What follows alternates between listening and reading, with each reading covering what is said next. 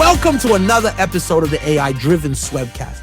The source content is all Swebb, but the interpretation and presentation is all AI. Welcome back to the Deep Dive, where we sift through a mountain of sources and pull out the nuggets of gold. You actually need, basically it's like a cheat sheet to being in the know. Yeah, it's like having someone read all the stuff for you and then give you the cliff notes. Today, we're going to dive into a super interesting conversation, a real coaching call between this experienced ministry coach and a campus pastor looking for some direction. Yeah, it's kind of like getting a peek behind the curtain of church growth strategies and the, everyday struggles of leading a team, particularly in a time of transition, when things are shifting. And what's really cool about this source is that it's like totally raw and unfiltered. Yeah. We get to hear the coach's advice straight up and the pastor's, real questions. Yeah. It's like super authentic. Yeah, definitely. And it's packed with insights. You'll hear about like defining momentum, the whole idea of personal investment, and even some like pretty strong opinions about stuff that churches do all the time. It gets pretty real. For sure. One thing that really caught my attention was how much the coach emphasized defining your terms like right off the bat. Yeah. He really pushes the pastor to create this word bank, not just for the words they want to use, but for the ones they should like ditch altogether. I love that idea. It's like spring cleaning for your language. Right. And it just makes sense. How can you possibly measure something like momentum or growth if you and your team don't even agree on what those words actually mean? Exactly. It's all about being clear and intentional as a leader. And the interesting thing is he doesn't stop there. He takes this idea of definition even further and applies it to the pastor himself. Okay, now this is where it gets really interesting. Right. The coach basically says, people buy into people, not organizations. Wrong. He uses this example of investing in stocks. Oh, yeah. He says he invests in the leaders of companies, not just the companies themselves.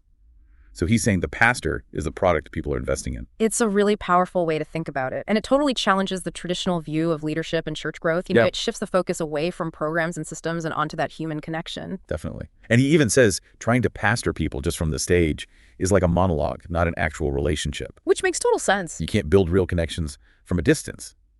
So how does this play out in practical terms? Right. Well, the conversation then moves to small groups. Okay. And this is where the coach kind of throws a curveball. He acknowledges that small groups are important, but he doesn't think they're the automatic growth engine that people make them out to be.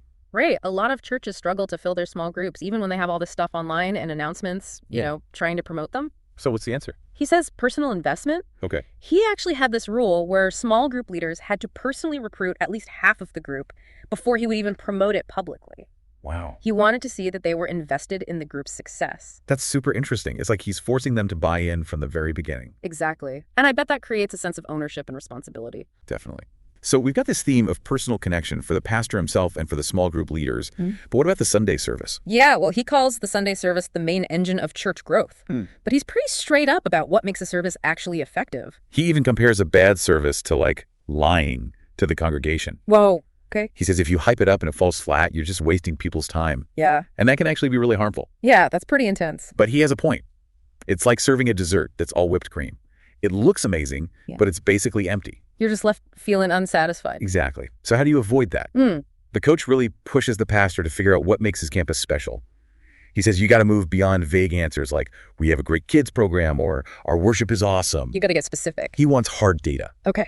And he uses this interesting example. He talks about counting how many times people make eye contact or have physical touch interactions in the lobby. Interesting. I haven't heard that one before. He actually suggests making it a rule for greeters to like physically touch every single person they talk to. Like a handshake or a hug. Right. He thinks that even small stuff like that can make a big difference. Create a warmer, more welcoming atmosphere. Exactly. And while counting physical touch might seem kind of weird, it shows how much he values tangible signs of connection. Yeah, I see what you mean. So what about those of us who are working with teams that are a little more, fragile? Oh, yeah, that's a good point. How do you give that kind of direct feedback without making things worse? That's exactly what the pastor asks. Okay. He's worried about coming in, swinging a bat, and alienating his team. The coach gets that, and he offers some good advice. What does he say? He introduces this concept of ministry fitness, which is basically being able to handle tough feedback and make hard decisions. Interesting. He even suggests that sometimes people just need to toughen up a bit. I mean, he's not wrong.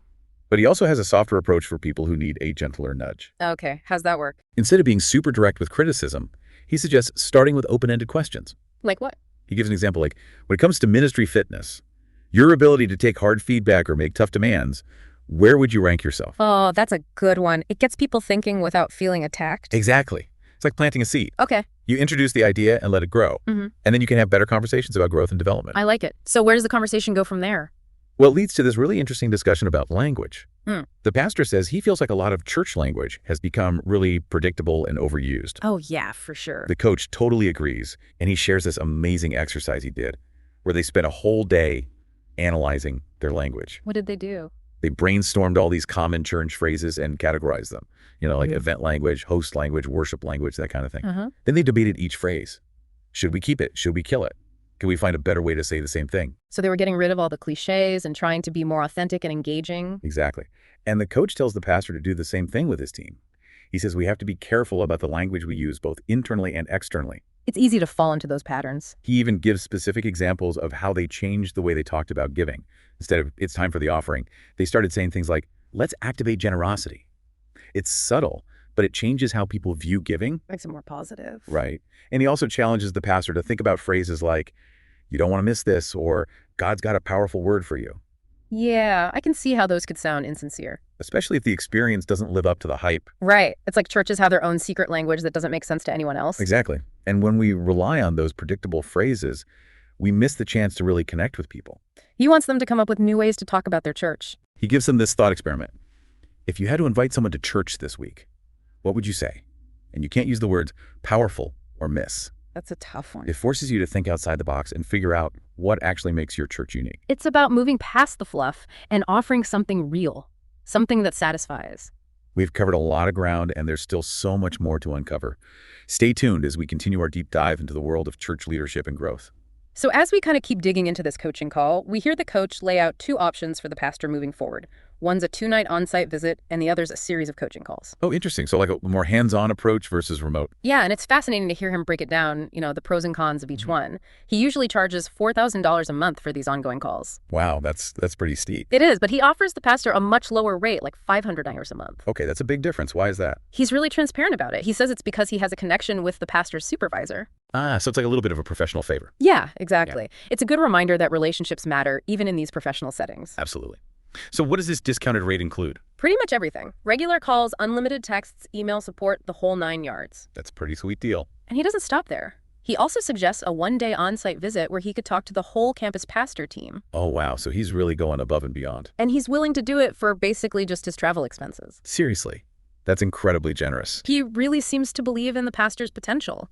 He even offers to talk to the supervisor directly to advocate for these options. That's amazing.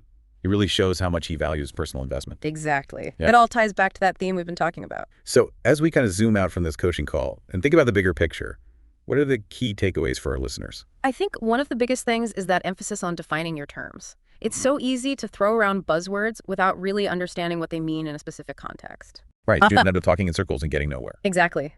And that lack of clarity can lead to all sorts of problems: confusion, miscommunication, missed goals. It's a good reminder to slow down and make sure everyone's on the same page. Whether you're leading a team, working on a project, or just having a conversation with a friend. Absolutely. Another big takeaway for me was that focus on investing in people.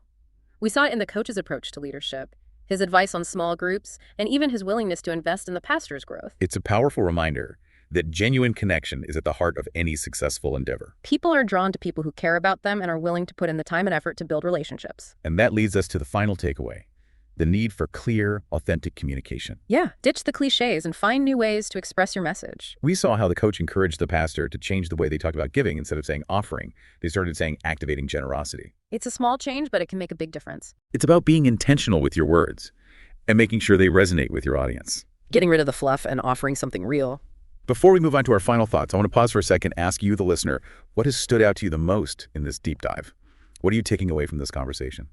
Yeah, it's really made me think about how we approach these topics. And, I'm especially struck by how this conversation challenges us to think differently about growth leadership and even just the language we use. It's not just about ticking boxes and following a formula, but about creating those genuine human connections. Yeah, and it's interesting how these insights that seem so specific to, church stuff can actually be applied to so many different areas. Right. It doesn't matter if you're leading a team, running a business, or just trying to build stronger relationships with people. These principles still apply. Totally. So as we wrap up this deep dive, here's a final thought to chew on. Okay, I like it. What if you took that remarkability exercise, the one where you got to figure out what makes you or your organization truly stand out? What if you applied that to your own life or your work? What would you discover? That's a good one. What are your unique strengths And how could you use those strengths to make a bigger impact on the people around you? It's a question worth asking. It could lead to some pretty amazing discoveries. And that's what the deep dive is all about, helping you find those hidden gems of knowledge and then actually using them in your own life. Yeah. Thanks for joining us.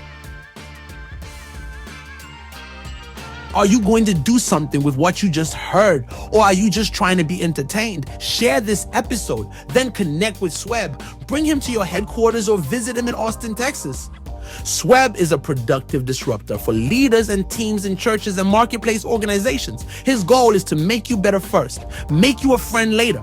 Swebb serves leaders and executive teams around the world, primarily focused on helping organizations maximize what they say they want to do. He drives you to execute on your expectations, even if it hurts your ego. He's not here to please everyone, nor does he seek validation. But if you're serious about elevating your leadership and team performance, you'll know where to find him. Connect with Swebb at swebb.fyi or on Instagram at swebbfyi.